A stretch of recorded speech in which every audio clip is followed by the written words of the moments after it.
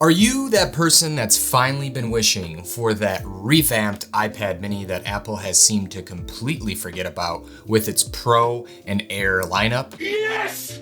Hell yeah! Well, I'm certainly one of those people, and I bet you are as well. So I wanted to talk about the new iPad mini and what it has, as well as what it's missing, and why it still doesn't deserve to be the best mini yet.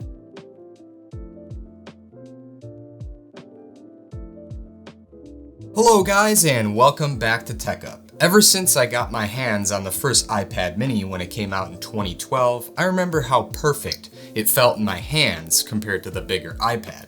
And guess what? That feeling hasn't changed with the new iPad mini that's been released by Apple.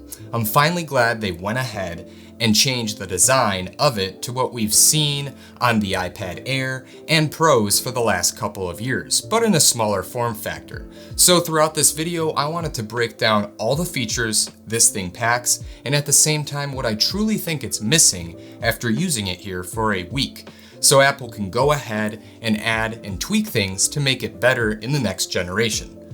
But Apple honestly doesn't care what you or I think. I don't give a They will add what they want, one small step at a time.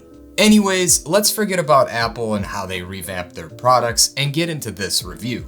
First things first, I'm really happy that the new iPad mini got a bump in screen size at 8.3 inches with a liquid retina display. This is the same display that Apple came out with last year on their 2020 iPad Air model, but with a smaller screen. This thing should really be called the iPad Mini Air. But when looking at it, it's a nice jump from the 7.9-inch display we saw on the previous iPad mini. Certainly, this display is sharp and colorful. However, I have to say, the bezels on the iPad mini seem to be big for it, even with the new redesign. It looks like Apple decided to not make any adjustments to the bezel's dimensions from the iPad Air and Pros to the new mini. It's like they decided to just slap on the same bezels. Granted, I don't mind these same bezels on the iPad Pro or Air since they pack much bigger displays, so it's not that noticeable or bothersome. But on the iPad mini, I have to say it does bother me. I wish they were a bit thinner. Now, Apple, why'd you have to offer a fantastic revamped iPad mini with many other features that I'll talk about in a sec and screw up on not giving us a ProMotion option? Was ProMotion just too much to ask? It's funny how we get to see ProMotion on the iPad Pros, and oh yes, finally on the iPhone 13. But let's not offer an option for it on the iPad mini, as well as the Air. Well, I can't say that I'm mad like I was last year with their iPhone 12 release, since all we got to see was 5G, 5G, 5G, 5G, 5G. But I'm fairly disappointed since 120Hz has recently become the new standard refresh rate on most smartphones and tablets. For those that are downsizing to the mini, beware, scrolling and swiping on this iPad is a big downgrade to what you have on the iPad Pro models. When scrolling on this mini, you'll encounter jelly scrolling, which is something that's common in LCD displays where one side of the screen refreshes while the other side's still lagging behind. And for some users out there, they personally wouldn't want to deal with this sort of wobbling effect when using their iPad.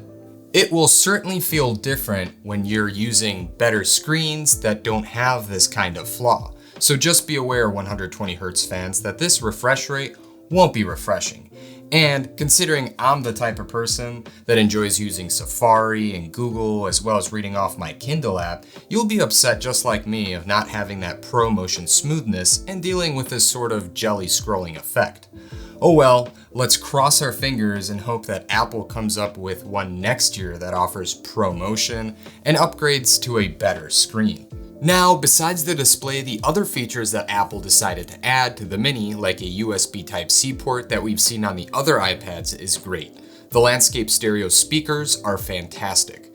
The new A15 Bionic chip being added to it is an awesome addition, and adding Touch ID back is also great. Because I'm the type of person that really wants the return of Touch ID for every Apple device in the future, since Face ID has grown to be annoying, unreliable, and inconvenient at times. Oh, and let's not forget the addition of 5G for the Wi-Fi and cellular option, which is a nice feature to get for people that want to always stay connected to the internet. As for small and subtle changes, Apple also decided to move the volume buttons from the right-hand side when holding the iPad mini vertically to the top left side.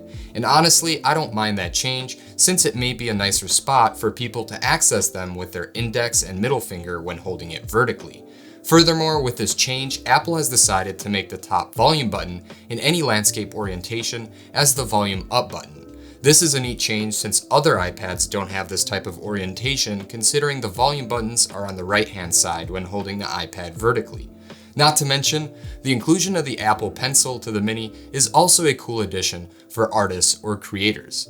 But I have to say that it's still annoying to see that this iPad, like the rest of the iPads, excluding the iPad Pro, come with only 2 storage options, and don't include a 128GB option in between. Like almost all the iPhones and the iPad Pro start with 128GB, and after 128 gigs, you have several more options to choose from. For some, 256 gigs can be a lot of storage, and for $150 more, it may not be worth it. And when you look at the 64GB option, it may be too small, since Apple takes away 10 gigs for the OS and 4 gigs of pre-installed apps, leaving you with only 50 gigs to start with. Come on, Apple, you can do better than just offering 2 options for the non-Pro lineup for your devices. As for the camera, I'm glad that we get to see a new 12-megapixel wide camera, not only on the back, but on the front of the iPad as well. This is definitely a nice upgrade to the last generation. I'm the type of person that doesn't tend to shoot photos or videos on the iPad since the iPhone cameras are usually better, but considering how versatile and portable the Mini is for its size, it can be worth using the camera on this iPad. For the most part, there are a lot of great new features that this iPad offers, and I still want to point out a couple more things that Apple should have added to this new Mini. Aside from ProMotion and more storage options that Apple missed out on, I'm also disappointed, like many out there, that the new Mini is not offering a smart connector on it. I know many people wanted something like that so they could have the ability to finally use an Apple keyboard, and I understand that. The iPad mini is meant to be primarily used as a portable device on the go, but many would still like a compact device with a keyboard, and I can't disagree with them since the new iPad mini is still pretty bad with this landscape keyboard taking up the whole entire screen. Like, look at this. A keyboard connected via a smart connector that someone would like to connect would be a great way to not deal with this kind of issue. Lastly, if Apple didn't add a smart connector on the Mini, then why couldn't they at least add MagSafe to it? It seems like Apple's biggest upgrade on the iPhone 12 was MagSafe, and it's a thing a good amount of users enjoy. I'm certain that a lot of people would love that on the Mini, and it's something Apple could have added thanks to how compact and small this iPad is for a stand and a dock. In the end, the new iPad mini has definitely been upgraded to what we've all wanted for several of years now, and that's by having Apple get rid of the old design. But it's still not polished to be the best mini yet. Certainly, there isn't a better mini out there right now from Apple besides this one, but from what it's still missing, I'm going to hold on to my iPad Pro for a bit longer before Apple adds all the features I'm looking for. I think iPad mini Pro has a good ring to it. Yeah, I hope they come out with a Pro version with all the things I've mentioned.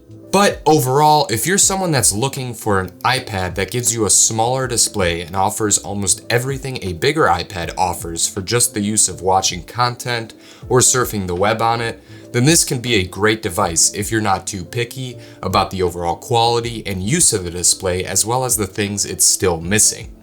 Anyways, let me know if you're planning on switching to the new iPad mini or if you're waiting for it to get better. I personally like the big screen on the iPad Pro, but the weight is getting to me, and the mini seems more reasonable for someone who wants something small, compact, and portable, and I think I'm heading in that direction. Let me know if you are too in the comments below, and smash that subscribe button if you haven't already for more content like this, and I'll see you in the next one.